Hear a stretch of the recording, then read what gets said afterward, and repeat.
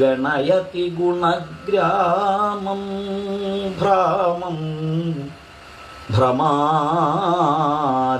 നേഹത്തെ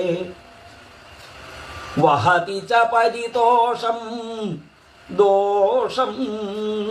വിമുഞ്ചതി ദൂരത യുവതിഷു വലതൃഷ്ണേ കൃഷ്ണേ വിഹാരിണി മാം വിനാ പുനരതി മനോ വാമം കാമം കരോതി